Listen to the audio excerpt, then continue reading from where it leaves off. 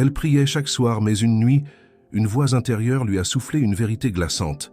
Son âme dormait depuis si longtemps qu'elle avait confondu le silence de Dieu avec son propre sommeil. Il y a des âmes qui dorment sans le savoir. Elles se lèvent chaque matin. Elles vaquent à leurs occupations. Elles prient parfois, mais au fond d'elles-mêmes, quelque chose s'est assoupi. Ce n'est pas la mort, c'est pire, dans un sens, car c'est un sommeil qui se prend pour de la vie. Le Cantique des Cantiques dit une chose étrange et magnifique. « Je dors, mais mon cœur veille ». Voilà le mystère de l'âme humaine devant Dieu. On peut sembler endormi aux yeux du monde, et pourtant, au fond, une braise continue de brûler. Et c'est cette braise que je veux souffler ce soir jusqu'à ce qu'elle devienne une flamme. Charles Spurgeon disait que beaucoup de croyants ressemblent à des veilleurs fatigués, qui ferment les yeux non parce qu'ils ont cessé de croire, mais parce que personne n'est venu raviver leur espérance. Voilà pourquoi je suis ici ce soir, mon frère, ma sœur, pour raviver ce qui en vous n'a jamais vraiment cessé de vivre. Peut-être que vous vous reconnaissez dans cette description. Vous priez, mais vos prières vous semblent monter comme une fumée sans direction. Vous lisez les Écritures, mais les mots glissent sur votre cœur sans y laisser de traces. Vous assistez aux réunions, vous chantez les cantiques, et pourtant quelque chose en vous demande « Est-ce que je vis encore réellement cette relation avec Dieu, ou est-ce que je fais semblant de la vivre ?» Ne soyez pas trop sévère envers vous-même. L'apôtre Paul lui-même écrivait aux Éphésiens « Réveille-toi, toi qui dors, relève-toi d'entre les morts, et Christ t'éclairera. » Cette parole n'était pas adressée à des païens ignorants de Dieu. Elle était adressée à des croyants, à des gens qui avaient déjà reçu la lumière, mais qui, avec le temps, avaient laissé leurs paupières s'alourdir. C'est le danger le plus subtil de la vie spirituelle. Non pas de tomber d'un coup dans l'incrédulité, mais de s'endormir doucement, sans même s'en rendre compte, bercé par les habitudes, par la routine, par les soucis de chaque jour qui viennent, un à un, comme des couvertures que l'on empile sur une âme fatiguée. Le psalmiste, lui, contemplait une réalité différente. Celui qui garde Israël ne sommeille ni ne dort. Voilà la merveille. Pendant que votre âme somnolait, Dieu, lui, restait éveillé. Pendant que vous doutiez de votre foi, lui ne doutait pas de vous. Pendant que vous pensiez avoir tout perdu de votre premier amour, lui gardait la flamme allumée quelque part, dans les profondeurs de votre être. Il n'a jamais quitté son poste de veille, même durant vos nuits les plus longues, même durant vos silences les plus lourds. Songez à cela un instant. Combien de fois avez-vous cru que Dieu s'était éloigné, alors qu'en réalité c'était vous qui aviez ralenti le pas? Combien de fois avez-vous interprété comme de l'abandon ce qui n'était, en vérité, qu'un temps de patience de sa part, attendant simplement que vous reveniez? Je crois fermement que vous n'êtes pas ici par hasard. Une âme totalement endormie n'aurait jamais cherché ce genre de message. Le seul fait que vous écoutiez ces paroles, que vous les laissiez résonner en vous, prouve que quelque chose, en vous, refuse de se laisser complètement engourdir. C'est votre cœur qui veille, même quand votre corps est fatigué, même quand votre foi vacille. Considérez un instant l'histoire des 10 vierges, dans l'évangile de Matthieu. Elles dormaient toutes, les sages comme les folles. Le sommeil, en soi, n'était pas le problème. Le vrai problème, c'était l'huile. Certaines avaient pris soin de préparer leur cœur, de nourrir leur relation avec Dieu en secret, même quand personne ne les regardait. D'autres avaient négligé cette préparation intérieure, pensant que la flamme durerait éternellement sans être entretenue.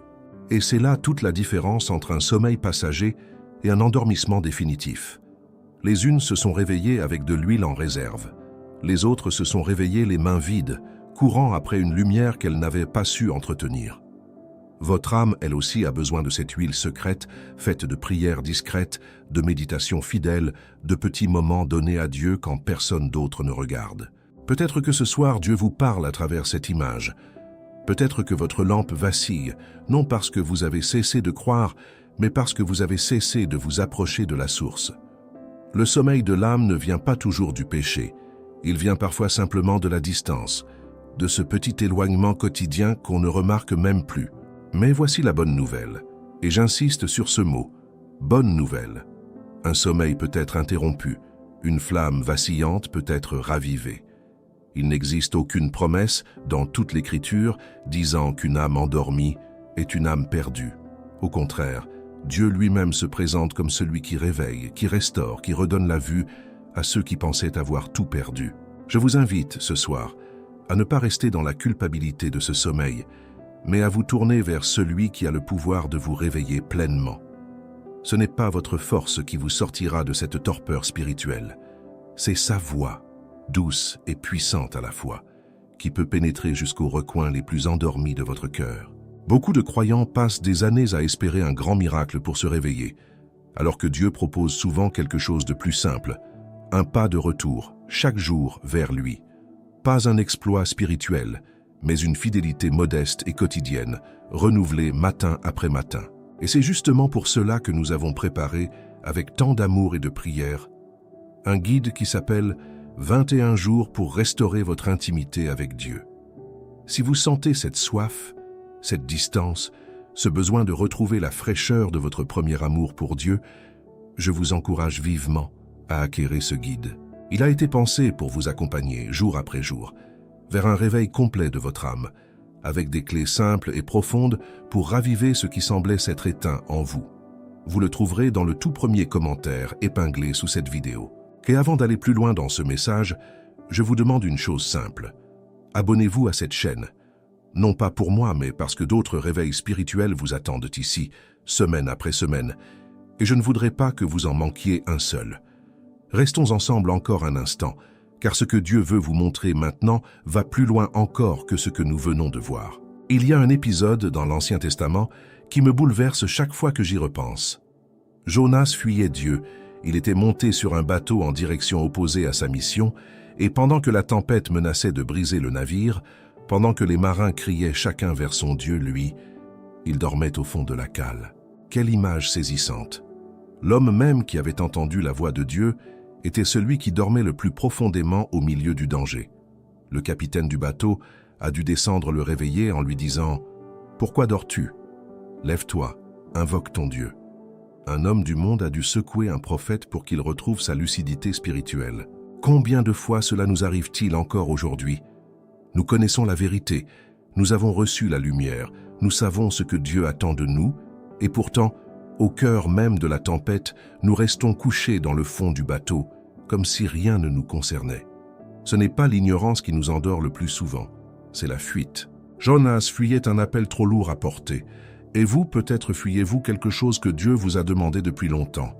Un pardon à accorder, une réconciliation à entreprendre, une parole à prononcer, un service à reprendre.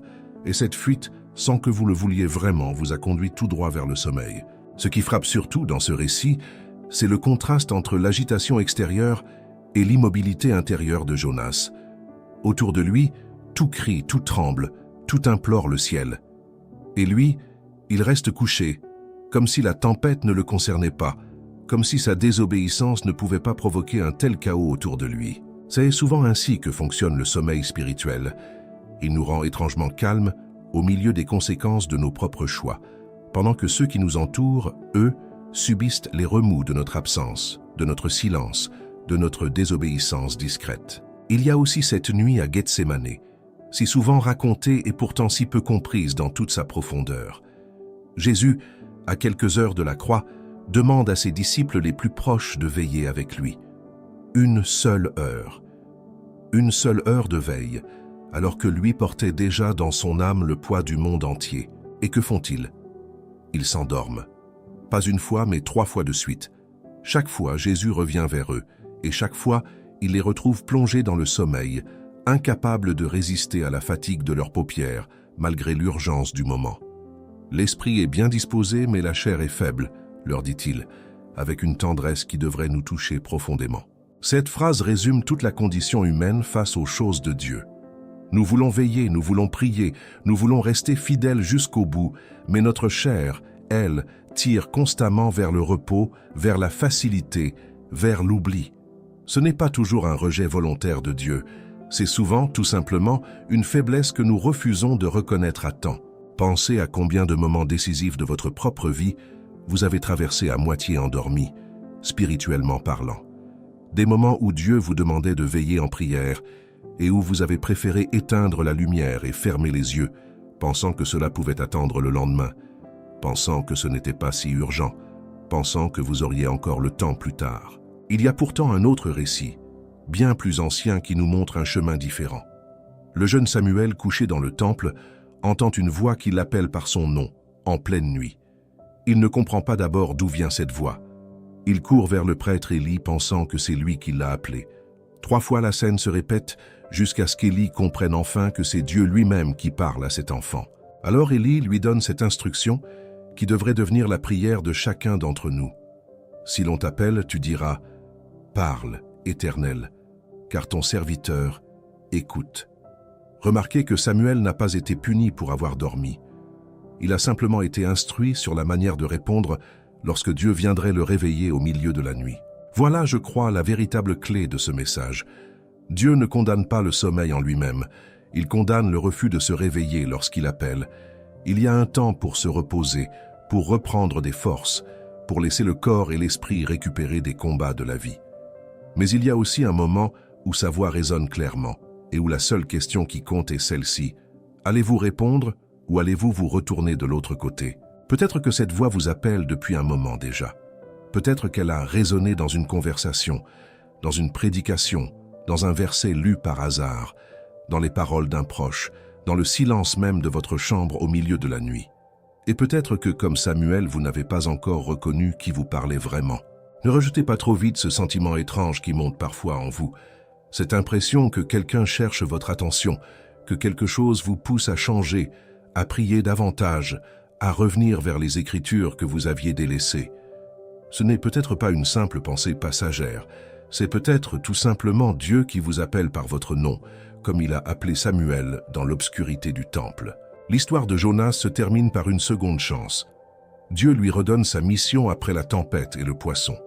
L'histoire des disciples à Gethsémane se termine par la croix, puis par la résurrection, puis par un feu de braise sur le rivage où Jésus restaure Pierre. Et l'histoire de Samuel se termine par une vie entière, consacrée à écouter et à transmettre la parole de Dieu à tout un peuple. Aucun de ces hommes n'était parfait au moment de leur sommeil. Aucun d'eux ne méritait en soi d'être réveillé par Dieu. Et pourtant, c'est précisément cela, la grâce. Dieu ne réveille pas ceux qui le méritent. Il réveille ceux qu'il aime, même au cœur de leur faiblesse, même au plus profond de leur fatigue spirituelle. Et c'est là, je crois, ce que ces 3 récits veulent vous murmurer ce soir. Votre sommeil n'a jamais été une surprise pour Dieu. Votre fuite, votre fatigue, vos paupières lourdes au moment même où il faudrait veiller, tout cela, il le connaissait déjà avant même que vous ne le viviez. Et malgré tout cela, il continue de vous appeler par votre nom, patiemment, nuit après nuit, jusqu'à ce que vous reconnaissiez enfin sa voix. Il existe un autre genre de sommeil spirituel, plus insidieux encore que celui de la fuite ou de la fatigue passagère. C'est le sommeil de celui qui a une réputation à tenir, mais plus rien à l'intérieur. Dans le livre de l'Apocalypse, Jésus adresse un message terrible à l'église de Sardes. « Tu as la réputation d'être vivant, mais tu es mort. » Relisez cette phrase lentement. Une église qui, aux yeux du monde, semblait florissante, active, respectée, et pourtant, aux yeux de Dieu, elle était endormie au point de ressembler à un cadavre. On peut donc chanter, prêcher, organiser, paraître spirituel devant les hommes, et pourtant dormir profondément devant Dieu, sans même que personne autour de nous ne s'en aperçoive. C'est peut-être la forme la plus dangereuse de ce sommeil dont je vous parle depuis le début, celle qui se cache derrière une façade religieuse impeccable. On continue les gestes, les habitudes, le vocabulaire de la foi, mais le cœur, lui, s'est retiré depuis longtemps de cette relation vivante avec Dieu. On peut réciter une prière du soir par habitude, sans qu'un seul mot ne traverse réellement le cœur. On peut ouvrir la Bible chaque matin, tourner les pages et refermer le livre sans qu'aucune parole n'ait vraiment touché l'âme. Ce n'est pas de l'hypocrisie volontaire, c'est un engourdissement lent, presque invisible, qui s'installe sans bruit. Jésus ajoute pourtant dans ce même message aux Sardiens une parole d'espoir, « Sois vigilant » et affermis le reste qui est près de mourir. Il ne dit pas que tout est perdu, il dit qu'il reste quelque chose, un reste, une braise, comme nous l'évoquions au début de ce message. Et ce reste peut encore être ravivé, à condition de se réveiller à temps. Pensons maintenant à un homme que Dieu avait pourtant utilisé de manière éclatante, le prophète Élie. Après avoir vu le feu descendre du ciel sur le mont Carmel, après avoir vaincu les prophètes de Baal devant tout un peuple, cet homme s'effondre, quelques versets plus loin, sous un genêt, dans le désert, et demande à Dieu de le laisser mourir. Voilà un homme épuisé, vidé, qui s'endort d'un sommeil profond, presque comme s'il abandonnait tout combat. Et que fait Dieu face à cet épuisement? Il ne le réprimande pas. Il envoie un ange qui le touche doucement et lui dit simplement « Lève-toi et mange ». Puis il le laisse dormir encore, avant de revenir une seconde fois avec la même douceur. Cette scène me touche profondément, car elle nous montre que parfois notre sommeil spirituel n'est pas un rejet de Dieu, mais un épuisement légitime, une fatigue accumulée par des combats que nous avons menés seuls, sans prendre le temps de nous reposer en sa présence. Dieu, dans ce cas, ne réveille pas avec des reproches, il réveille avec du pain, avec du repos, avec une présence patiente. Ce n'est qu'après ce repos qu'Élie pourra entendre la voix de Dieu, non pas dans le vent violent, non pas dans le tremblement de terre, non pas dans le feu, mais dans un murmure doux et léger. Combien de fois avons-nous cherché Dieu dans le bruit, dans le spectaculaire, alors qu'il attendait de nous parler dans le silence d'un cœur enfin apaisé, enfin disponible? Nous vivons dans un monde bruyant, saturé d'images, de notifications, de sollicitations permanentes, et nous avons parfois oublié qu'un cœur agité ne peut pas entendre un murmure. Le repos que Dieu a offert à Élie n'était pas accessoire.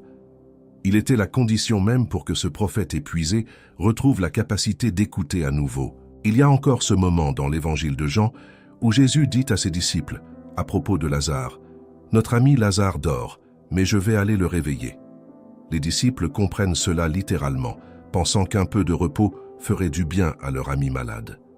Mais Jésus parlait en réalité de la mort, cette forme ultime de sommeil que seule sa voix peut interrompre. Et quand Jésus arrive enfin devant le tombeau, il ne prononce pas un discours compliqué. Il dit simplement « Lazare, sors !» Une parole brève, directe, autoritaire, et pourtant chargée d'une puissance capable de faire sortir un mort de son tombeau après 4 jours. Voilà exactement ce que sa voix peut faire pour votre âme, même si vous pensez que votre sommeil dure depuis bien trop longtemps déjà. Remarquez que Jésus n'a pas attendu que Lazare se réveille par lui-même.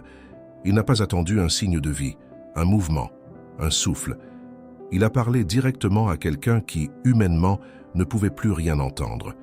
C'est exactement ainsi que Dieu s'adresse parfois à nos âmes les plus endormies, celles que nous croyons perdues, au-delà de tout espoir de réveil. Ce qui est frappant dans ces différents récits, c'est que Dieu adapte toujours sa manière de réveiller à l'état réel de la personne endormie. Pour Sardès, une parole d'avertissement et d'appel à la vigilance. Pour Élie, du pain, du repos, puis un murmure. Pour Lazare, un ordre puissant capable de vaincre la mort elle-même. Peut-être reconnaissez-vous votre propre situation dans l'un de ces 3 tableaux. Peut-être portez-vous, comme l'église de Sardes, une image extérieure de foi solide, alors qu'à l'intérieur, tout semble éteint.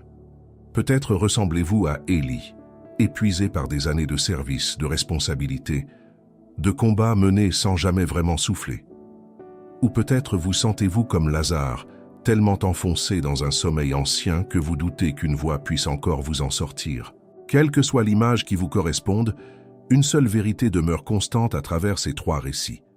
Dieu n'a jamais renoncé à réveiller ceux qu'il aime, quelle que soit la profondeur de leur sommeil. Il s'adapte, il patiente. Il agit selon ce dont chacun a réellement besoin, et il ne s'arrête jamais à la façade que nous présentons au monde. Ce qui compte à présent, ce n'est pas de savoir depuis combien de temps vous dormez, ni pourquoi vous vous êtes endormi. Ce qui compte, c'est de reconnaître, comme les Sardiens auraient dû le faire, que la réputation d'être vivant ne suffit pas, et que seule une véritable rencontre avec la voix de Dieu peut transformer un sommeil de façade en une vie authentique et vibrante. Que vous soyez épuisé comme Élie, endormi de façade comme Sardes, ou enfoui sous des années de silence comme Lazare, retenez simplement ceci. La voix qui a réveillé chacun d'eux n'a rien perdu de sa puissance. Elle résonne encore aujourd'hui, patiente et déterminée, cherchant précisément les cœurs qui pensaient être trop loin, trop fatigués ou trop oubliés pour être rejoints. Il y a une expression dans la parabole du fils prodigue qui mérite qu'on s'y arrête longuement.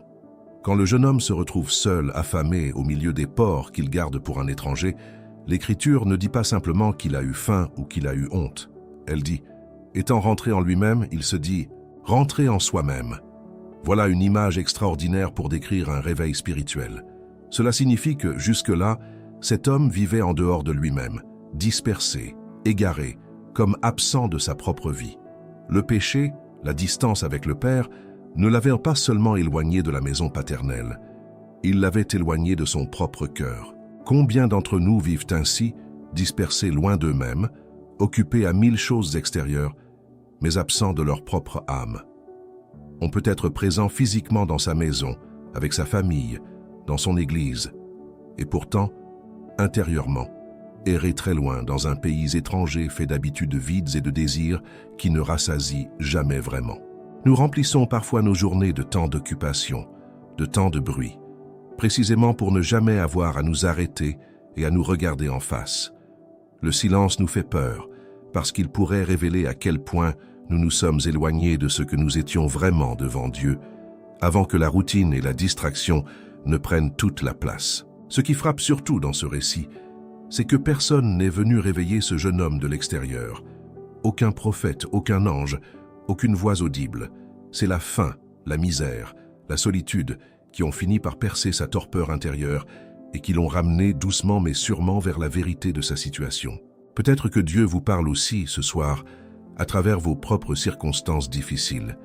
Peut-être que cette fatigue que vous ressentez, cette insatisfaction persistante malgré tout ce que vous possédez, cette solitude au milieu même de votre agitation quotidienne, ne sont pas des punitions, mais des invitations à rentrer enfin en vous-même, à cesser de fuir votre propre cœur. Le fils prodigue aurait pu rester dans cet état indéfiniment, se contentant de son sort misérable, s'habituant peu à peu à la faim, au porc, à l'humiliation. Beaucoup d'âmes font exactement cela. Elles finissent par s'accommoder de leur sommeil spirituel, par le trouver presque confortable, tant elles ont perdu le souvenir de ce que signifiait vivre pleinement éveillé devant Dieu. Mais lui, il s'est levé. « Je me lèverai et j'irai vers mon Père », dit-il. Remarquez que la décision précède le sentiment. Il ne se sentait probablement pas encore digne, encore pardonné, encore restauré. Il a simplement décidé de se lever et de marcher vers la maison, sans attendre d'avoir toutes les réponses, sans attendre que ses émotions confirment sa décision. Il y a dans cette démarche une leçon essentielle pour quiconque se sent encore trop endormi pour croire à un vrai réveil. Le réveil spirituel ne commence pas toujours par un sentiment puissant. Il commence souvent par un pas, une décision simple de se tourner vers Dieu, même avec un cœur encore hésitant, même avec des doutes encore présents. Passons maintenant à un autre homme, dont le réveil fut tout aussi radical mais d'une nature différente. Saul de Tarse sur le chemin de Damas. Cet homme ne dormait pas au sens propre. Il était même terriblement actif, zélé, déterminé à persécuter les chrétiens avec une énergie redoutable. Et pourtant, spirituellement, il était complètement aveugle, croyant servir Dieu alors qu'il combattait Dieu lui-même. Une lumière du ciel l'enveloppe soudain, et il tombe à terre entendant une voix qui lui dit « Saul, Saul, pourquoi me persécutes-tu » Cette question si simple révèle toute l'ironie de sa situation. Un homme religieux, actif, convaincu de sa justice, découvrant en un instant qu'il combattait précisément celui qu'il croyait honorer. Après cette rencontre, Saul reste aveugle pendant 3 jours, incapable de manger ou de boire. Puis Dieu envoie Ananias, un disciple réticent, qui pose les mains sur lui, et l'Écriture dit alors « Il tomba de ses yeux comme des écailles, et il recouvra la vue. » Voilà une image saisissante du réveil spirituel. Des écailles qui tombent, une vue qui revient, une réalité qui apparaît enfin telle qu'elle est vraiment. Peut-être que votre propre sommeil ressemble davantage à celui de Saul qu'à celui du fils prodigue. Peut-être n'êtes-vous pas du tout inactif spirituellement. Peut-être priez-vous, servez-vous, vous engagez-vous même avec zèle, et pourtant, quelque chose en vous reste voilé, aveugle à certaines vérités que Dieu voudrait pourtant vous révéler depuis longtemps. Ces écailles peuvent prendre des formes très diverses. Un orgueil spirituel qui nous empêche de reconnaître nos propres torts, une blessure ancienne qui déforme notre vision de Dieu, une tradition religieuse qui a fini par remplacer une relation vivante avec lui. Et tant que ces écailles restent en place, on peut être zélé, actif, respecté, tout en étant, comme Saul avant Damas, profondément aveugle à la réalité. Le plus troublant dans cette histoire, c'est que Saul était sincère. Il ne jouait pas un rôle, il ne mentait pas. Il croyait réellement servir Dieu en persécutant l'Église. Cela devrait nous rendre humbles. La sincérité, à elle seule, ne garantit jamais que nous voyons clairement. On peut être profondément convaincu et pourtant profondément aveugle jusqu'à ce que la lumière de Dieu vienne faire tomber ces écailles que nous ne savions même pas porter. Ce qui est magnifique dans ces deux récits, c'est que ni le fils prodigue ni Saul de Tarse n'auraient pu se réveiller par leur propre force. L'un a eu besoin de toucher le fond de la misère pour rentrer en lui-même. L'autre a eu besoin d'une lumière venue du ciel pour que ces écailles tombent enfin. Dans les deux cas, c'est Dieu qui a pris l'initiative du réveil, bien avant que l'homme ne le mérite ou ne le comprenne pleinement. Et c'est peut-être exactement ce qui se passe en ce moment même dans votre propre vie. Une circonstance difficile qui vous ramène à vous-même, une parole qui vous frappe soudainement comme une lumière inattendue, une question qui dérange vos certitudes bien installées. Ne repoussez pas ces moments comme de simples désagréments. Ils sont peut-être tout simplement la manière dont Dieu vous appelle, vous aussi, à vous lever et à recouvrer enfin la vue. Que votre chemin ressemble à celui d'un fils qui rentre enfin en lui-même, ou à celui d'un homme aveuglé par une lumière trop grande pour ses propres forces, retenez ceci. Dieu ne se lasse jamais d'attendre le moment exact où vous accepterez, vous aussi, de voir clairement ce qu'il a toujours voulu vous montrer. Il y a un feu de braise sur le rivage du lac de Tibériade qui raconte à lui seul toute l'histoire de la restauration. Pierre, après avoir renié Jésus 3 fois, après avoir pleuré amèrement dans la nuit de la trahison, retourne à ce qu'il connaissait avant sa vocation, la pêche, comme si tout ce qu'il avait vécu avec Jésus n'avait été qu'une parenthèse désormais refermée. C'est là précisément que Jésus vient le chercher, non pas avec des reproches, mais avec un petit déjeuner préparé sur la plage autour d'un feu de braise. Or, l'Écriture prend soin de préciser ce détail. C'était un feu de braise. Le même type de feu autour duquel Pierre s'était réchauffé quelques jours plus tôt, au moment précis où il reniait son Seigneur dans la cour du grand prêtre. Ce n'est pas un hasard littéraire. C'est la manière dont Dieu choisit souvent de nous réveiller, en nous ramenant avec une tendresse presque insupportable, exactement à l'endroit de notre chute, mais cette fois pour nous restaurer plutôt que pour nous accuser.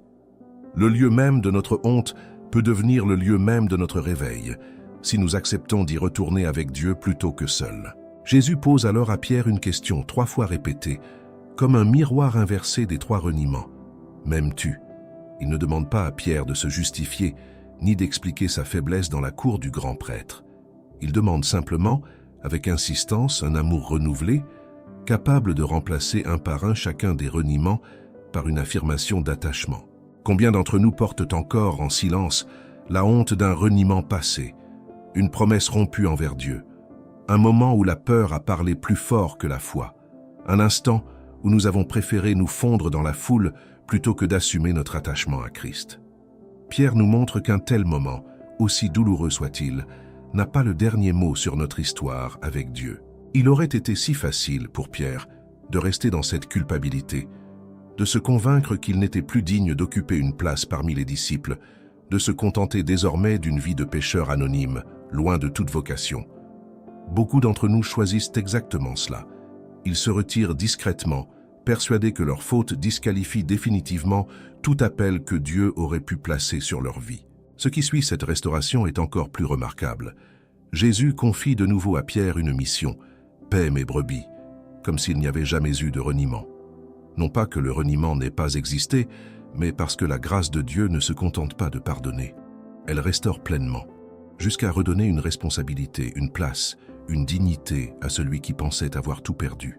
Passons maintenant à une autre rencontre, tout aussi bouleversante, mais d'une nature différente, celle de Jésus avec la femme samaritaine, au bord du puits de Jacob.